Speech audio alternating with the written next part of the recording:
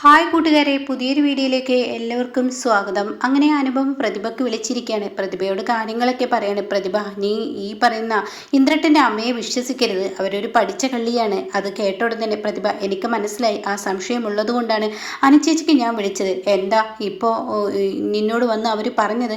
അത് എനിക്കൊരു ഏലസ് തന്നിട്ടുണ്ട്, അതുപോലെ ഒരു ലേഹവും തന്നിട്ടുണ്ട്. ഇത് രണ്ടും കഴിച്ചു കഴിഞ്ഞാൽ തീർച്ചയായും എൻ്റെ പ്രശ്നത്തിനൊരു പരിഹാരമാവുന്ന പറയുന്നത്.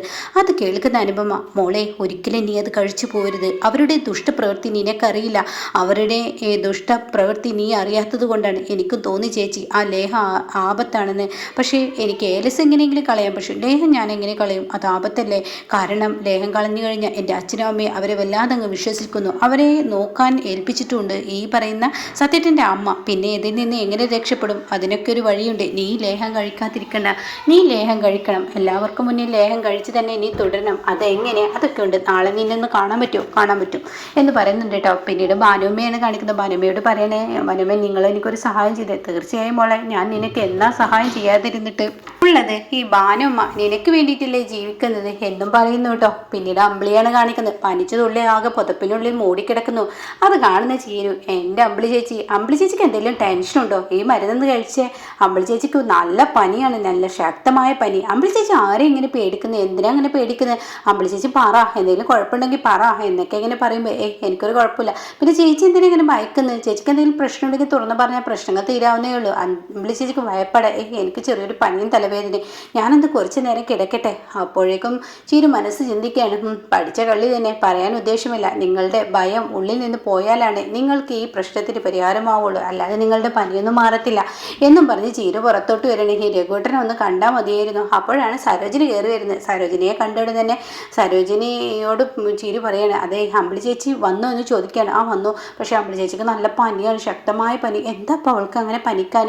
അറിയത്തില്ല, തലവേദന കൊണ്ട് പിടയുന്നു. എന്നാൽ ഈ ബാമൊന്ന് ഇട്ട് കൊടുക്കുക, ഞാൻ അവൾക്കുള്ള കഞ്ഞി വെക്കട്ടെ. ആ ശരി ചേച്ചി എന്നും പറഞ്ഞിട്ട് താൻ ഉമ്മറത്തോട്ട് ഒന്നും കൂടി വരിക. രഘുവേട്ടനെ ഒന്ന് കണ്ടെങ്കിൽ ഈ അവസ്ഥയിൽ പോയാൽ അമ്പിളി ചേച്ചിക്ക് എന്തെങ്കിലും വരുമോ എന്ന ഭയപ്പാടിൽ പുറത്തോട്ട് വരുമ്പോൾ രഘു എത്തിയിരിക്കുന്നു. രഘുവിൻ്റെ കൂടെ ദയയും ശബരിയാണ് കേട്ടോ. ഇത് കാണുന്നതിനോടുകൂടി ചീരുവിൻ്റെ മുഖം മാറി മറിയുന്നു.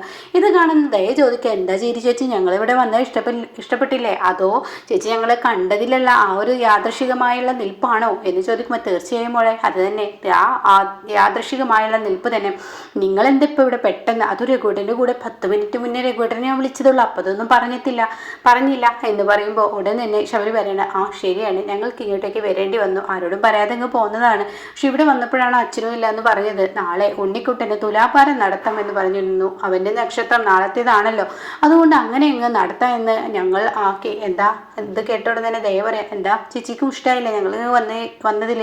അപ്പോൾ അത് കേട്ടോടെ തന്നെ, എന്താ നീ ഇങ്ങനെയൊക്കെ പറഞ്ഞ് അകത്തോട്ട് കയറി വാ എന്നും പറഞ്ഞിട്ട് അകത്തോട്ട് വിളിക്കുമ്പോൾ, അല്ല അമ്പിളി ചേച്ചിയെ കാണുന്നില്ലല്ലോ. ഏത് സമയം സദാസമയം തയ്യൽ മെഷീനിലിരിക്കുന്ന അമ്പിളി ചേച്ചി ഇന്നെന്താ ഇല്ലാത്തത്? അത് കേട്ടോടെ തന്നെ, അമ്പിളി ചേച്ചിക്ക് നല്ല പനിയടി, അതുകൊണ്ടാണ്. അയ്യോ അമ്പിളി ചേച്ചിക്ക് പനിയോ? എന്ന് ശിവരേട്ട് വാ, നമുക്കൊന്ന് അമ്പിളി ചേച്ചിയെ പോയി കാണാം. അത് കേട്ടോടെ തന്നെ അയ്യോ പെട്ടു എന്നുള്ള അവസ്ഥയിൽ ചിരി പറയണേ, അയ്യോ അമ്പിളി ചേച്ചി കാണാൻ പോകണ്ട, ഒന്നാമത് നീ ഉണ്ണിക്കുട്ടനായിട്ട് വന്നതല്ല, വരം നടത്താൻ വന്ന നിനക്കും പനിയും ഉണ്ണിക്കുട്ടനും പനി പിടിച്ച ബുദ്ധിമുട്ടാവില്ലേ? ഇപ്പോഴത്തെ പനിയൊക്കെ ഒരു വൈറൽ പനിയാണ്, അതുകൊണ്ട് പോകണ്ട. അത് കേൾക്കണം, അയ്യോ അത് ശരിയാണല്ലോ, ഞാൻ പോകുന്നില്ല എന്ന് പറഞ്ഞ് രണ്ടുപേരും അവിടെ നിൽക്കുന്നു കേട്ടോ. ഇതേ സമയം പിടിക്കപ്പെടുമോ എന്ന പേടിയിൽ തന്നെയാണ്. പിന്നീട് രഘു ഇങ്ങനെ ചിരുവിനെ നോക്കുന്നുണ്ട്, അവിടെ ഉണ്ട് എന്ന് പറയുന്നുണ്ട് കേട്ടോ. അങ്ങനെ രഘു പതിയെ അമ്പിളിയുടെ റൂമിൽ കയറണം. അപ്പം അമ്പിളി ഇങ്ങനെ പേടിച്ച് വരച്ച് കിടക്കുകയാണ്. രഘുവിനെ കാണുന്ന അമ്പിളിക്ക് വിറയിൽ പറയാനില്ല. എന്താ അമ്പിളി, നിനക്കെന്താ പറ്റിയത്? നീ എന്താ അങ്ങനെ പേടിക്കുന്നത്? ഇതിന് മാത്രം എന്താ? അയ്യോ രഘുവേട്ടനോ, എന്തിനാ നീ എന്നെ കാണുമ്പോൾ ഇങ്ങനെ പേടിക്കുന്നത്? എന്താ അമ്പിളി, നീ ഇന്നലത്തെ സ്വപ്നത്തിൽ എന്തെങ്കിലും പേടിച്ചോ? അതോ നിനക്കിങ്ങനെ പനിക്കാൻ ആ മാഫിയ നിന്നെ തടഞ്ഞു നിർത്തിയോ? അങ്ങനെ എന്തെങ്കിലും ഉണ്ടായോ? സ്വർണ്ണക്കടത്തുകാർ എന്താ പറയും രഘു എന്നിങ്ങനെ പറയണ്ട കേട്ടോ. അത് കേൾക്കുന്നതിൻ്റെ അല്ല, അതൊന്നും ഉണ്ടായില്ല രഘുവേട്ട, ഒരു സമാധാനമുണ്ട്. രഘുവേട്ട അറിഞ്ഞിട്ടില്ല തോന്നുന്നു. എന്തായാലും എൻ്റെ മനസ്സ് വല്ലാതെ കൈവിട്ട് പോകുന്നു, എനിക്ക് പേടിയാവുന്നു. രഘുവേട്ട എന്താ നീ ഇത്ര വല്ലാതെ ആലോചിക്കുന്നത്? രഘുവേട്ട എനിക്ക് വെള്ളം വേണമെന്ന് പറയട്ടോ. ഓക്കെ ഞാൻ വെള്ളം എടുത്ത് തരാം. ശരിയെന്നും പറഞ്ഞ് രഘു വെള്ളം എടുക്കാം. ഇത് മതിയോ വെള്ളം ഇനിയും കുടിക്കേണ്ടി വരും. ഇതെന്താ രഘുവേട്ട അങ്ങനെ ചോദിക്കുന്നത്? അല്ല അതൊന്നുമില്ല. അതെ പിന്നെ എന്നോടൊരു കാര്യം പറയാൻ വിട്ടുപോയി, നമ്മുടെ ദയ ശബരി വന്നു. അയ്യോ എന്ന് വീണ്ടും ഞെട്ടിയിട്ടോ.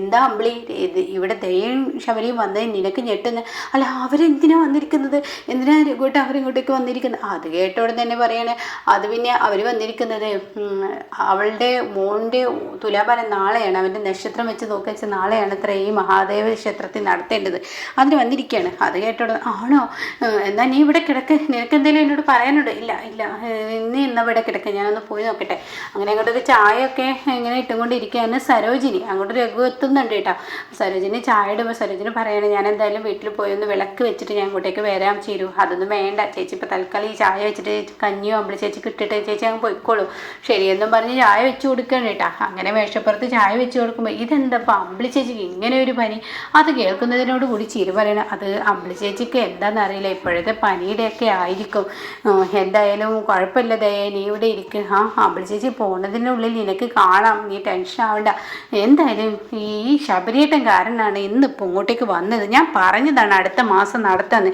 ഇന്നിപ്പോൾ അമ്പിളി ചേച്ചിക്കും സുഖമില്ല അച്ഛനച്ഛൻ ഇവിടെയില്ല തുലാഭാരമൊക്കെ നടത്താൻ പറ്റുമോ അത് കേൾക്കുന്ന ചീരി പറയണേ എന്താ ദയേ നീ ഇങ്ങനെ പറഞ്ഞത് അവരൊന്നും ഇല്ലെങ്കിൽ തുലാഭാരം നടത്താൻ ഞങ്ങളെ കൊണ്ട് കഴിയില്ലേ അല്ല നാളെ രാവിലെ ആകുമ്പോഴേക്കും അച്ഛനെത്തും അതൊന്നും പറയാൻ പറ്റത്തില്ല നീ ഇപ്പം എന്തായാലും ഇവിടെ നിൽക്കുക എന്നൊക്കെ പറഞ്ഞ് സമാധാനിപ്പിക്കുന്നുണ്ട് കേട്ടോ പിന്നീടാണെങ്കിലോ ഇങ്ങനെ സത്യനെയാണ് കാണിക്കുന്നത് സത്യം പ്രതിഭയുടെ അടുത്തോട്ട് വന്നിരിക്കുകയാണ് അപ്പോൾ സത്യൻ്റെ മുഖത്ത് നല്ല തെളിച്ചുണ്ട് പ്രതിഭയുടെ മുഖത്തും ആ തെളിച്ചുണ്ട് കേട്ടോ രണ്ടാളും വളരെ സന്തോഷത്തോടു കൂടി ഇരിക്കുകയാണ് അപ്പോൾ സത്യനോട് പറയാ പ്രതിഭ എന്തായാലും സത്യേട്ടൻ വന്നല്ലോ സത്യേട്ടനെ കാണണമെന്ന് ഞാൻ മനസ്സുകൊണ്ട് ആഗ്രഹിച്ചപ്പോൾ സത്യേട്ടൻ എന്നിലോട്ട് എത്തിയല്ലോ എന്നൊക്കെ പറയുമ്പോൾ പിന്നെ ഞാൻ എൻ്റെ അമ്മയുടെ ഈ മാറ്റത്തെക്കുറിച്ച് ആലോചിച്ചതാണ് അത് കേൾക്കുന്ന പ്രതിഭയ്ക്ക് ഇങ്ങനെ മൊത്തത്തിൽ കയറുന്നുണ്ട് കേട്ടോ എൻ്റെ അമ്മയുടെ മാറ്റം അത് വല്ലാത്തൊരു മാറ്റമായി അതുകൊണ്ട് തന്നെ നിന്നെ തിരികെ വിളിക്കുമെന്ന് പറഞ്ഞല്ലോ അപ്പോഴത്തെ മനസ്സിനൊരു ആശ്വാസമായി പറയാൻ വാക്കുകളില്ല എന്തായാലും അമ്മ മാറിയല്ലോ അത് തന്നെ വലിയ ഭാഗ്യം എന്നൊക്കെ ഇങ്ങനെ പറയുമ്പോൾ